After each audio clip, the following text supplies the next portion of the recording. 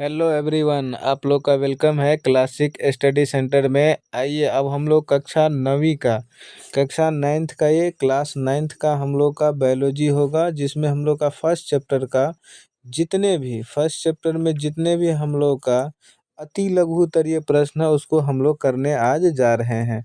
तो आइए फटाफट अब हम लोग क्या करते हैं, नए सिरे से सारे क्वेश्चन को पूरा कंप्लीट करेंगे। पहला नंबर ही क्वेश्चन आप लोग देखेंगे।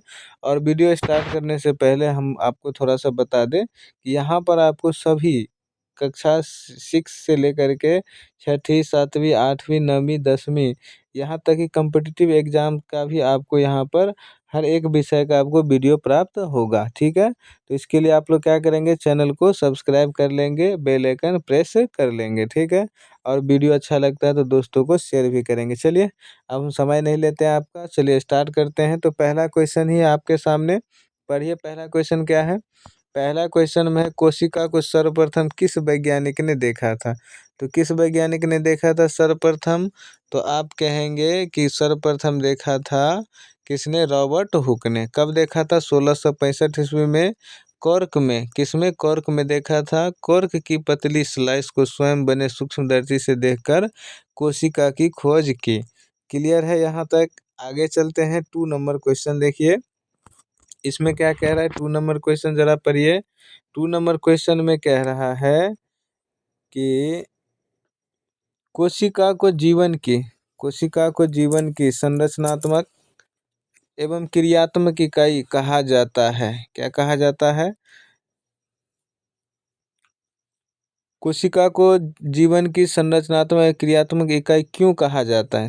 चलिए तो इसका उत्तर देखिए। कोशिका को जीवन की संरचनात्मक एवं क्रियात्मक इकाई इसीलिए कहा जाता है क्योंकि क्रियात्मक इकाई, यहाँ इकाई जोड़ लेंगे। ठीक है, इकाई क्या जोड़ लेंगे? इकाई। ठीक है जी, इकाई थोड़ा मिस हो गया प्रिंटिंग में, वो क्या कहते हैं, वो टाइपिंग में। इकाई कहा जाता है क्योंकि सभी जीव एक कोशिकीय बहुकोशिकीय कोशिकाओं से बने होते हैं, संरचनात्मक इकाई कहलाता है। और वहीं सभी जैविक क्रियाएं जैसे शोषण, पाचन, उत्सर्जन, प्रजनन आदि कोशिका के अंदर या कोशिका द्वारा की जाती है, जिसे क्रियात्मक इकाई कहते हैं। तो हम कह सकते हैं कि इसीलिए कोशिका जीवन की मूलभूत संरचनात्मक और क्रियात्मक इकाई है। ठीक है, आगे चलिए। 3 नंबर क्वेश्चन जरा देखिए, इसमें क्या कह रहा है। 3 नंबर क्वेश्चन आप लोग पढ़ेंगे। इसमें कह रहे कोशिका भित्ति कहाँ पाई जाती है? कहाँ पाई जाती है? कोशिका भित्ति केवल पादप कोशिकाओं में पाई जाती है। कवक, जीवाणु एवं कुछ प्रोटिस्टा एवं में पाई जाती है। जंतु कोशिका में नहीं पाई जाती है। क्लियर है? चलिए आगे चलते हैं। तो अगला अब हम लोग का कौन सा क्वेश्चन होगा? अगला होगा 4 नंबर क्वेश्चन। कोई दिक्कत है? कोई दिक्कत नहीं है। 4 नंबर क्वेश्चन देखिए, कह रहा है कौन से कोशिकांग सक्रिय शोषण स्थल है? कौन से कोशिकांग सक्रिय शोषण स्थल है? तो इसका उत्तर क्या होगा? माइटोकॉन्ड्रिया। क्या हो जाएगा? माइटोकॉन्ड्रिया। ठीक है, इसे कोशिका का शोषण केंद्र या पावर हाउस भी कहते हैं। क्लियर है? चलिए आगे चलते हैं। अब अगला हम लोग का कौन सा हो जाएगा? अगला होगा 5th number. 5th number question जरा पढ़िए। 5th नंबर, इसमें क्या है? किस कोशिका, थोड़ा देख लीजिए, कह रहा है किस कोशिकांग को आत्महत्या की थैली कहा जाता है? तो लाइसोसोम। किसे कहा जाता है? लाइसोसोम, क्योंकि यह कोशिका के क्षतिग्रस्त होने पर कोशिका को नष्ट कर देता है, पचा लेता है। चलते आगे। 6 नंबर क्वेश्चन जरा पढ़िए। इसमें क्या कह रहा है? 6 नंबर आप लोग को दिख रहा है? विजिबिलिटी क्लियर है? चलिए तो इसमें पढ़िए। विजिबिलिटी क्लियर है तो कोशिका के अंदर प्रोटीन संश्लेषण कहाँ होता है? कहाँ होता है प्रोटीन संश्लेषण? तो राइबोसोम में। किसमें? राइबोसोम में। ये मुक्त अवस्था में रफ एंडोप्लाज्मिक रेटिकुलम, खुरदुरा अंतःप्रद्रव्य जालिका इसको बोलते हैं। रफ एंडोप्लाज्मिक रेटिकुलम की सतह पर जुड़े हो सकते हैं। जुड़े हो सकते हैं। ये जो खुरदुरा अंतःप्रद्रव्य जालिका होता है उस पर राइबोसोम ऐसे छोटे छोटे होते हैं। ठीक है, चलिए आगे चलते हैं। 7 नंबर क्वेश्चन, इसको पढ़िए। 7 नंबर जरा क्या कह रहा है? आप लोग बहुत एकदम बढ़िया से कर रहे हैं। अगर वीडियो अच्छा लग रहा है तो उसको क्या करिए, देखिए नोट भी करना है। क्या करना है? नोट। सबसे मेन इंपॉर्टेंट है नोट करना। वीडियो पॉज करिए, क्वेश्चन नोट करिए, ताकि राइटिंग स्किल भी बढ़िया हो और रिवाइज करने के लिए आपको बार बार वीडियो ना देखना पड़े। चलिए, तो ये देख लीजिए क्या है 7 नंबर में। 7 नंबर कह रहा है लवक कहाँ पाए जाते हैं, तो लवक कहाँ पाए जाते हैं पढ़ लिए। केवल पादप कोशिकाओं में, विशेषकर हरित लवक उत्तकों में पाया जाता है। क्लियर है। चलते हैं 8 नंबर। 8 नंबर में क्या कह रहा है, 8 नंबर जरा पढ़ेंगे 8 नंबर। चलिए, 8 नंबर कह रहा है कोशिका के किन्हीं दो अंगों के नाम लिखें जिनमें डीएनए पाया जाता है। जिनमें क्या पाया जाता है, डीएनए। उत्तर क्या होगा, माइटोकॉन्ड्रिया में डीएनए पाया जाता है। हरित लवक जिसे क्लोरोप्लास्ट। नोट, न्यूक्लियस को छोड़कर। किसे छोड़कर, न्यूक्लियस को छोड़कर। आगे चलते हैं। आगे हम लोग का होगा 9 नंबर। कौन सा, 9 नंबर देख लीजिए। चलिए 9 नंबर में पढ़ेंगे। 9 नंबर क्या कह रहा है, भोजन का संपूर्ण ऑक्सीकरण किस कोशिकांग में होता है, तो माइटोकॉन्ड्रिया में। किसमें, माइटोकॉन्ड्रिया, जिसमें क्रेब्स चक्र होता है और इलेक्ट्रॉन ट्रांसपोर्ट सिस्टम यही होता है। ठीक है, चलते हैं आगे। 10 नंबर क्वेश्चन पढ़िए। 10 नंबर में क्या कह रहा है, बहुत ही अच्छा क्वेश्चन है। कोशिका भित्ति और कोशिका कोशिकाइड्रिली में मूल अंतर क्या है। ठीक है, 10 नंबर क्वेश्चन आप लोग पढ़ेंगे, पढ़ लिए क्वेश्चन। ठीक है, इसको थोड़ा सा आप लोग क्या करेंगे, थोड़ा सा इसको सही कर लेंगे, कोशिका झिल्ली कर लेंगे। क्या कर लेंगे, कोशिका झिल्ली। ठीक है, कोशिका झिल्ली, कोशिका झिल्ली कर लेंगे। ठीक है जी, कोशिका झिल्ली, कोशिका झिल्ली। थोड़ा क्वेश्चन मिसप्रिंटेड है। तो कोशिका भित्ति और कोशिका झिल्ली दोनों देख लेते हैं। तो कोशिका झिल्ली पढ़ेंगे। कोशिका भित्ति में सबसे पहला पढ़ेंगे, पूर्णतः कठोर सेल्यूलोज की बनी होती है, केवल पादप कोशिकाओं में पाया जाता है। वही कोशिका झिल्ली कहाँ पाई जाती है, ये प्रोटीन युक्त होता है। ठीक है, और किस में पाया जाता है कोशिका झिल्ली, कोशिका झिल्ली हम सभी जीवों में, कोशिका झिल्ली सभी जीवों की कोशिकाओं में क्या पाया जाता है, लगभग कोशिका झिल्ली पाया जाता है। ठीक है, तो यहाँ कर लेंगे कोशिका झिल्ली। किसको कर लेंगे, कोशिका झिल्ली। कोई दिक्कत है, कोई दिक्कत नहीं। और यहाँ क्या लिखेंगे, इसको लचीली। ठीक है, लचीली ठीक है, कोई दिक्कत नहीं है, लचीली ठीक है। प्रोटीन युक्त, ये कुछ प्रोटोजोआ में भी पाया जाता है। ठीक है, जीव में, यहाँ जीव लिख लेंगे। ठीक है, जीवों में भी पाया जाता है। चलते हैं आगे। 11 नंबर क्वेश्चन। 11 ये समझ गए ना आप लोग, कोई दिक्कत, थोड़ा सा इसमें मिसप्रिंटेड है, थोड़ा टाइपिंग में गड़बड़ हो गया, चेक करने में थोड़ा ज़्यादा क्वेश्चन था इसीलिए थोड़ा बहुत हो गया है। अब आगे शायद नहीं होगा। चलते देखते 11 नंबर। 11 नंबर क्वेश्चन पढ़िए, इसमें क्या कह रहा है। 11 नंबर पढ़ेंगे तो इसमें कह रहा है कोशिका झिल्ली को चयनात्मक पारगम झिल्ली क्यों कहते हैं। ठीक है, तो कोशिका झिल्ली को, इसको कोशिका झिल्ली कर लेंगे। ठीक है, थोड़ा सा इसको सही कर लेंगे, कोशिका झिल्ली, इसको कोशिका झिल्ली कर लेंगे, कोशिका झिल्ली। आप लोग समझ रहे हैं, क्वेश्चन आप लोग के पास है। ठीक है, राइटिंग अच्छा नहीं बन रहा। कोशिका झिल्ली को चयनात्मक पारगम झिल्ली क्यों कहते हैं, क्योंकि ये केवल चुनिंदा पदार्थों को कोशिका के अंदर बाहर जाने देती है, सभी को नहीं। इसे पारगम्यता नियंत्रित होती है। ये उत्तर सही है, इसको लिख लेंगे। और इसको क्या करेंगे, कोशिका झिल्ली, इसको क्या लिखेंगे, कोशिका झिल्ली। बात समझ में आया। चलिए चलते हैं आगे, चलते हैं 12 नंबर। आपके पास बुक होगा तो वहाँ से भी आप लोग थोड़ा क्वेश्चन को देख लेंगे। 12 नंबर क्वेश्चन पढ़िए, क्या कह रहा है 12 नंबर। क्या पादप कोशिका में सेंट्रोसोम पाया जाता है, तो क्या होगा, तो नहीं पाया जाता है। पादप कोशिका में सेंट्रोसोम नहीं पाया जाता है। सेंट्रोसोम केवल जंतु कोशिका में स्पष्ट रूप से पाया जाता है। पादप कोशिका में माइक्रोट्यूबुल्स आयोजन केंद्र अलग प्रकार के होते हैं। ठीक है, चलते हैं आगे। 13 नंबर क्वेश्चन पढ़ेंगे। 13 नंबर क्या कह रहा है, 13 नंबर, गोल्जी उपकरण कहाँ पाया जाता है। ठीक है, गोल्जी का कैमिलो गोल्जी ने खोजा था, है ना। तो थोड़ा गोल्जी काय को देखते हैं, कहाँ पाया जाता है, जंतु कोशिका में स्पष्ट रूप से पाया जाता है ना। पादप कोशिका में इसका समतुल्य डिक्टियोसोम कहलाता है। मतलब अगर कहे गोल्जी के समतुल्य कौन है पादप कोशिका में, तो डिक्टियोसोम। ये थोड़ा सा आप लोग एक्स्ट्रा पॉइंट आप लोग के लिए लाए हैं, इसको भी देख लेंगे। ठीक है, चलते हैं अब हम लोग किसमें, 14 नंबर क्वेश्चन। कहाँ है 14 नंबर क्वेश्चन, जरा देख लीजिए। तो 14 नंबर क्वेश्चन में है लाइसोसोम। लाइसोसोम का क्या कार्य है, क्या कार्य है लाइसोसोम का, तो इसका उत्तर होगा लाइसोसोम जो कार्य करते हैं वो अंतःकोशिकीय पाचन करते हैं। ठीक है। दूसरा, पुरानी क्षतिग्रस्त कोशिकाओं को नष्ट कर देता है। कोशिका की मृत्यु में भूमिका निभाता है। रोगाणुओं का पाचन कर लेता है। याद रखेंगे। चलते हैं आगे। अच्छा, ये इंग्लिश टर्म है, अगर किसी को ज़रूरत है तो वो भी आप देख लेंगे। 15 नंबर क्वेश्चन देख लीजिए ज़रा। 15 नंबर क्या कह रहा है? 15 नंबर में कह रहा है अंतःप्रदर्वी जालिका। आ गया। एंडोप्लाज्मिक रेटिकुलम कितने प्रकार के होते हैं आपको पता ही है? 2 प्रकार के होते हैं। एक होता है खुरदरी अंतःप्रदर्वी जालिका और दूसरा होता है चिकनी अंतःप्रदर्वी जालिका। आगे देखते हैं 16 नंबर। 16 नंबर क्वेश्चन पढ़िए जरा। कौन सी कोशिकीय रचना जीन वाहक है? क्या होगा इसका उत्तर? क्रोमेटिन, जिसे डीएनए, या क्रोमोसोम। ये हो जाएगा उत्तर हम लोग का। चलिए, ये सब आप पढ़ चुके हैं तो हम ज़्यादा समय लेंगे नहीं। आप थ्योरी क्लास किए हुए हैं तभी इस क्वेश्चन को आप कर पा रहे हैं, नहीं तो पहले थ्योरी करिए फिर इसको करिए, बिल्कुल आपको क्लियर हो जाएगा, पढ़ते ही क्लियर हो जाएगा। चलते हैं 17 नंबर। 17 नंबर जरा पढ़ लीजिए। कह रहा है क्रोमेटिन। क्या बोल रहा है? क्रोमेटिन धागे कब क्रोमोसोम की तरह दिखाई पड़ते हैं? कब दिखाई पड़ते हैं? तो ये कोशिका विभाजन, जिसे माइटोसिस या म्यूसिस कहते हैं, के दौरान विशेष रूप में प्रोफेज एवं मेटाफेज में दिखाई पड़ते हैं। ठीक है।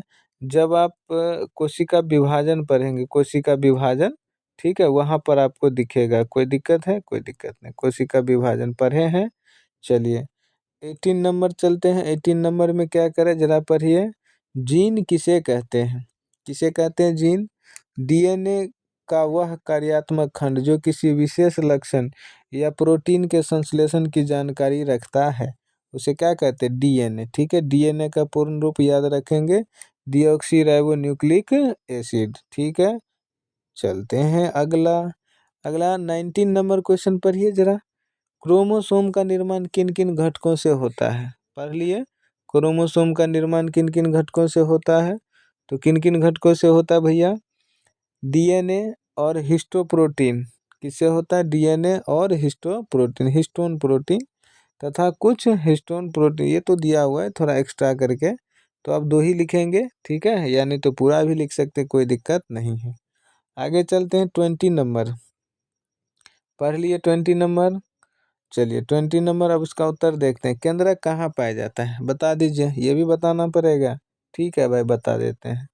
प्रोकैरियोटिक कोशिकाओं को छोड़कर सभी सभी यूकैरियोटिक कोशिकाओं में पाया जाता है। इसको क्या करेंगे? यूकैरियोटिक। क्या कर लेंगे? यूकैरियोटिक। ठीक है जी। स को हटा लेंगे। किसको हटा लेंगे? स को। ठीक है, हम हटा देते हैं स को। ठीक है। चलिए यूकैरियोटिक लिखेंगे, कोई दिक्कत? कोई दिक्कत नहीं। अब आगे चलते हैं। कौन सा क्वेश्चन होगा? 21 नंबर। ठीक है। किस प्रकार की कोशिका में केंद्रक नहीं पाया जाता है? बताइए तो। प्रोकैरियोटिक कोशिकाएं में। किसमें? प्रोकैरियोटिक कोशिका में। क्लियर हो गया? क्लियर हो गया होगा। आगे चलते हैं 22 नंबर। आप लोग का ज़्यादा समय तो नहीं ले रहे हैं ना? चलिए, मज़ा आ रहा है। चलिए वीडियो को लाइक भी कर दीजिए तो बीच में। कोशिका के भीतर तथा बाहरी वातावरण के बीच गैसों का आदान प्रदान, पोषण में गैसों का आदान प्रदान किस संरचना, क्या बोल रहा है, किस संरचना द्वारा होता है? ठीक, क्वेश्चन थोड़ा बड़ा है, थोड़ा देखिए तो 22 नंबर क्वेश्चन थोड़ा पढ़ लीजिए, थोड़ा बड़ा है। तो इसको क्या है, इसका उत्तर क्या हो जाएगा? उत्तर हो जाएगा कोशिका झिल्ली। किसके द्वारा? कोशिका झिल्ली। कोशिका के भीतरी तथा बाहरी वातावरण के बीच गैसों का आदान प्रदान, पोषण में गैसों का आदान प्रदान किस संरचना द्वारा होता है? तो कोशिका झिल्ली। किसके द्वारा? कोशिका झिल्ली। याद रखेंगे। आगे देखेंगे हम लोग 23 नंबर। पौधे के मूल रोम द्वारा जल के अवशोषण में किस क्रिया उपयोग होता है? किस क्रिया का? तो परासरण। कौन सा? ओस्मोसिस बोलते हैं इसको। ठीक है। जैसे ये पौधा है, पौधा बड़ा सा है ना, पौधा यहाँ बना लेते हैं। चलिए, आप लोग पढ़ चुके हैं चैप्टर तो हम उतना नहीं करने वाले हैं। देखिए पौधा है, यहाँ से जड़, जड़ के माध्यम से क्या जाता है? जड़ के माध्यम से जल जाता है ऊपर की ओर। तो ऊपर की ओर जो जाता है ना जल, तो ये किस विधि द्वारा? ऑस्मोसिस। कौन सा? ऑस्मोसिस, याद रखेंगे। चलिए, अरे आप वो बत्ती वत्ती जलाते हैं ना, बत्ती बत्ती जला देते हैं थोड़ा सा, लो भैया, कहेंगे ये कौन सा बत्ती जला रहे हैं? तो इसमें आप क्या लगाते हैं? सूती कपड़ा डाल देते हैं, इसमें केरोसिन तेल डालते हैं, यहाँ हमें क्या जलता है? आग जलता है ना। थोड़ा अच्छे से बनाएंगे तो इसमें भी क्या होता है, जो केरोसिन तेल ऊपर की ओर जाता है, किस विधि से? ऑस्मोसिस, याद रखेंगे। चलते हैं अब 24 नंबर क्वेश्चन पर। ये जीवों का शरीर किससे बना होता है? कोशिकाओं से बना होता है। क्लियर, आगे चलते हैं। हो गया। चलिए 25 नंबर पढ़ लीजिए। बहुकोशिकीय जीवों का विकास एक कोशिका से किस क्रिया द्वारा होता है?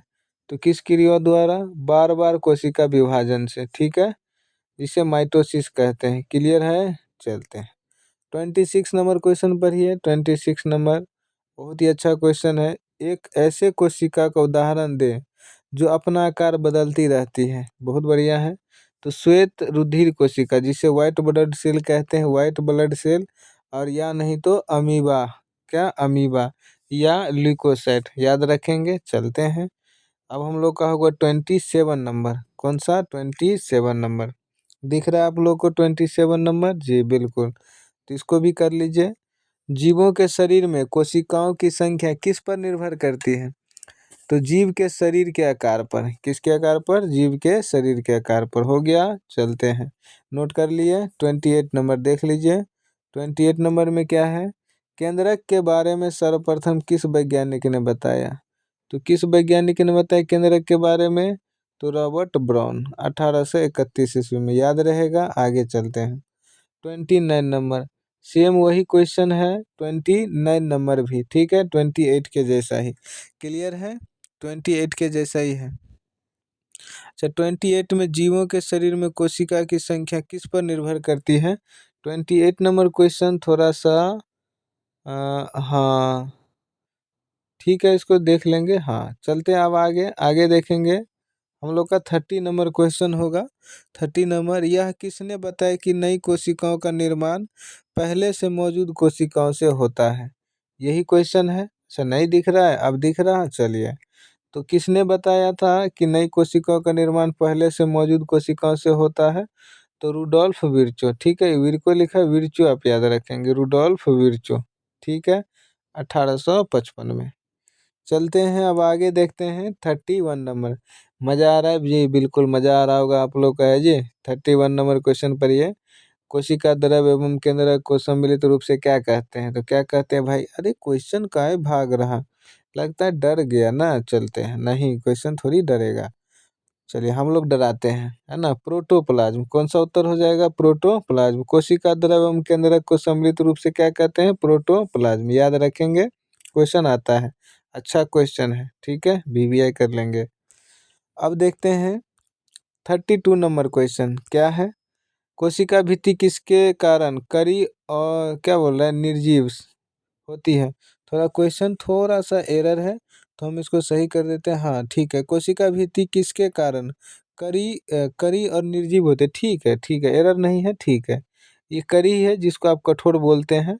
तो सेल्यूलोज के कारण, किसके कारण? सेल्यूलोज के कारण, या हेमी सेल्यूलोज एवं पेप्टीन के जमाव के कारण होता है, याद रखेंगे। चलिए, आप लोग सेल्यूलोज ही पढ़े हैं, एक्स्ट्रा पॉइंट भी नोट कर लेंगे। चलते हैं 33 नंबर। थोड़ा जल्दी जल्दी कर लेते हैं, है कि नहीं? कम समय में हम लोग जल्दी जल्दी कर लेते हैं। तो ये अब हम लोग का कौन सा होगा? 33 नंबर। झिल्ली युक्त कोशिकांग किन कोशिकाओं में पाए जाते हैं? सुकेंद्रित कोशिकाओं में पाया जाता है। क्लियर तो है, सुकेंद्रित कोशिकाओं में क्या पाया जाता है? ठीक है, झिल्ली युक्त कोशिका। चलते हैं आगे। तो अगला कौन सा होगा इसी क्रम में? 34 नंबर। 34 नंबर पढ़ लिए, पढ़िए क्वेश्चन पहले पॉज करके, पहले पढ़ेंगे फिर उत्तर को देखेंगे। अंतः प्रदर्वी जालिका कितने प्रकार की होती है? अंतः प्रदर्वी जालिका जो होते हैं, बस क्वेश्चन तो किए हुए हैं, लग रहा है रिपीट हो रहा।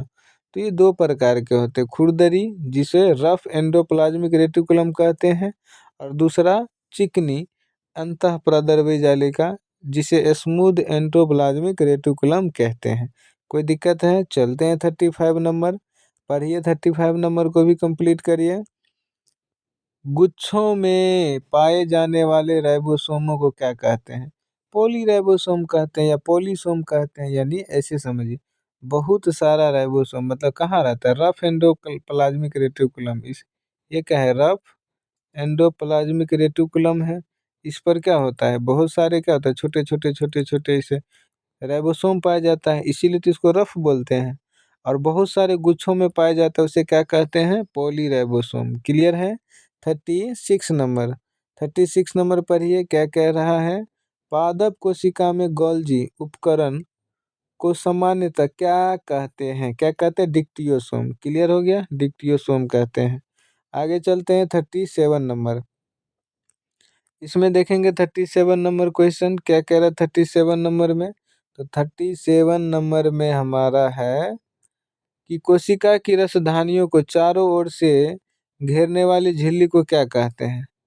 तो कोशिका की रसधानी को चारों ओर से घेरने वाली झिल्ली को टोनोप्लास्ट कहते हैं। क्या कहते हैं? टोनोप्लास्ट। ठीक है, चलते हैं 38 नंबर। 38 नंबर पढ़िए। 38 नंबर में केंद्रक द्रव्य क्या है? केंद्रक द्रव्य एवं कोशिका द्रव्य के बीच पदार्थों का आदान प्रदान किन छिद्रों द्वारा होता है? केंद्रक छिद्र द्वारा। किसके द्वारा? केंद्रक छिद्र। क्लियर है? चलते हैं 39 नंबर। अब हम लोग का कंप्लीट ही होने वाला है, बस थोड़ी देर और आप लोग जमाए रखिए अपने पैरों को। चलते हैं 39 नंबर पर। ये 39 नंबर क्वेश्चन क्या है? क्रोमेटिन जालिका कहाँ पाई जाती है? कहाँ पाई जाती है क्रोमेटिन जालिका? केंद्रक के अंदर। कहाँ पाई जाती है? केंद्रक के अंदर, केंद्रक द्रव में। केंद्रक के अंदर कहाँ? केंद्रक द्रव में। ठीक है, 40 नंबर क्वेश्चन देखिए। 40 नंबर क्वेश्चन क्या है? तो इसमें कह रहा है आरएनए का संश्लेषण कहाँ होता है? तो आरएनए का संश्लेषण कहाँ होता है? कहाँ पर? केंद्रक में। कमेंट में करिए आरएनए का फुल फॉर्म। कमेंट में आप लोग बताइए आरएनए का फुल फॉर्म बताइए तो क्या होता है। चलिए आरएनए का फुल फॉर्म बता देंगे, बताइए तो। आगे देखते हैं, कमेंट में बताना आप लोग को। हम लोग का 41 नंबर होगा। क्या है 41 नंबर क्वेश्चन पढ़िए। क्रोमोसोम के दोनों क्रोमेटिड किस स्थान पर एक दूसरे से संयोजित रहते हैं? तो इसका उत्तर क्या हो जाएगा? सेंट्रोमियर। कहाँ पर? सेंट्रोमियर एक दूसरे से संयोजित रहते हैं। ठीक है जी, चलते हैं।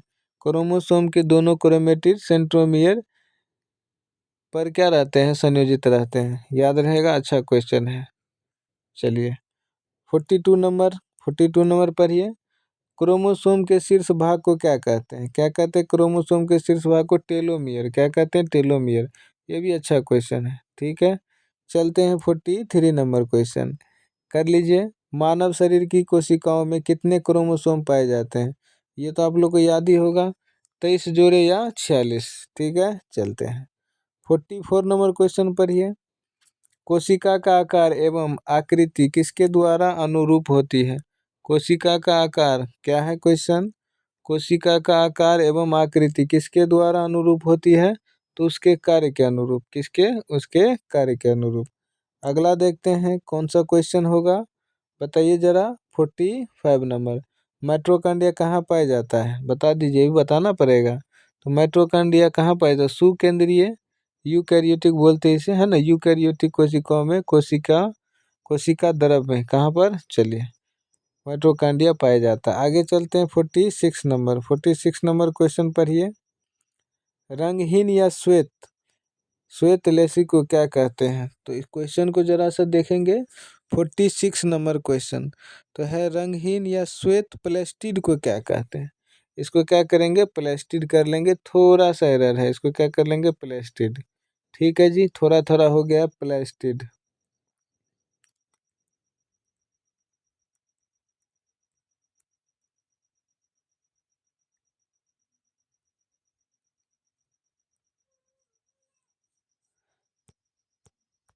क्लियर है? इसको प्लास्टिड करेंगे। क्या करेंगे? प्लास्टिड। कोई दिक्कत है?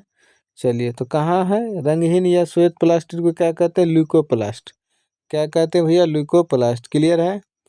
अब देखिए, अब अगला होगा हम लोग का। अगर किसी प्रकार के क्वेश्चन में अगर आपको डाउट है, क्या है? डाउट। डाउट है, कमेंट करिए। क्या करिए? कमेंट। सीधा आपको कमेंट करना है, उसको वहाँ पर देख लेंगे। ठीक है, चलिए ये थोड़ा आप लोग को जल्दी सोच रहे कि आप लोग जल्दी से जल्दी चैप्टर सारे कंप्लीट कर दे, है ना। चलिए एग्जाम भी नज़दीक है, आइए इसको करिए ज़रा। सारे चैप्टर क्वेश्चन करवा देंगे, आपको टेंशन नहीं लेना, आराम से चैनल सब्सक्राइब कर लेना है और बस बेल आइकन पे प्रेस कर देना है। आप एक चैप्टर कंप्लीट करेंगे नहीं, आपको सेकंड चैप्टर तुरंत मिल जाएगा, ठीक है। आपको इतना मिलेगा जितना आप पढ़ भी नहीं पाएंगे, ठीक है। चलते हैं, तो इसमें क्या है 47 नंबर, गोल्जी उपकरण में पाई जाने वाली चारों तरफ से झिल्ली से घिरी हुई अनेक समानांतर नलिकाओं के समूह को क्या कहते हैं, क्या कहते हैं भैया, तो इसे डिक्टियोसोम कहते हैं। याद रखेंगे, ये क्वेश्चन कर चुके हैं पीछे। 48 नंबर पढ़िए, 48 नंबर क्वेश्चन, 48 नंबर पढ़ लिए। चलिए हम भी पढ़ लेते हैं। क्लोरोप्लास्ट के भीतर विद्यमान तरल युक्त गुहा को क्या कहा जाता है, एस्ट्रोमा, क्या कहते हैं, एस्ट्रोमा। क्लियर है, चलते हैं। 49 नंबर पढ़िए। 49 नंबर क्वेश्चन क्या कह रहा है, किस संरचना के अभाव में वायरस में सजीवों का लक्षण परिलक्षित नहीं होता। याद रहेगा, तो क्वेश्चन उत्तर होगा कोशिका के अभाव में। किसके अभाव में, कोशिका के अभाव में। 50 नंबर क्वेश्चन पढ़िए। 50 नंबर में फूलों में विभिन्न रंग प्रदान करने वाले प्लास्टिड को क्या कहते हैं, क्रोमोप्लास्ट, क्या कहते हैं, क्रोमोप्लास्ट। क्लियर है। अब तो चलिए यहीं तक था। अब हम लोग का 50 नंबर अति लघु उत्तरीय प्रश्न बहुत ही अधिक था इसमें, ठीक है। तो ये हम लोग का कंप्लीट हो चुका है। अब आप लोग क्या करेंगे, इसे नोट डाउन करेंगे, रिवाइज करेंगे, ठीक है। चलते हैं। अब हम आप लोग को मिलेंगे किस में, अब हम मिलेंगे लघु उत्तरीय प्रश्न एवं दीर्घ उत्तरीय प्रश्न में, ठीक है जी।